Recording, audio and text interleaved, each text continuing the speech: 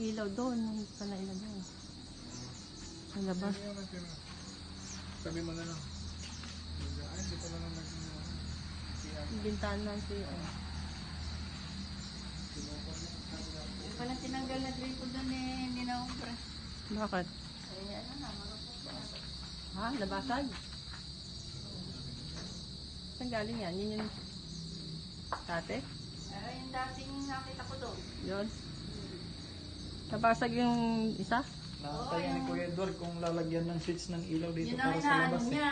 Tinatanong kung extension, Extension na lang extension na lang daw ba? Saan? Yung ilalagay na Yung sa labas? Oo. Si Kristen na nag-ano nun eh. Kaya nga nagdagdag ng Ano? hose eh. Magkuha na lang. Flexible hose. Yung ganito po, maglalinya siya ng ilaw doon, buhat doon. Gapang na lang ho dito. I-connect niya na lang dyan. Bababa dito. Mm. Isang switch na lang dadagdag dito. Isang switch. Ibababa lang ito dito, yung switch dito sa taas. Bali, linya lang ng ano, kahit yun na rin kumuha. Kahit nakasama sa ano, isang Yun, ilaw lang yun naman. yata, ano niya. Kasi, sisira pa daw siya niya sa... Dito po sa akin. Switch. Kaya nagpo-on. Dyan, Oo. plano sana. Diyan sa amin. Tatakbo na lang ng one.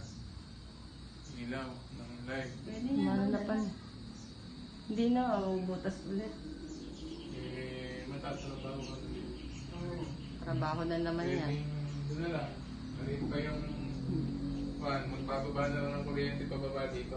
Tapos yung switch, dagdag na lang dito. Yun naman, tatabasin mo yung gitna.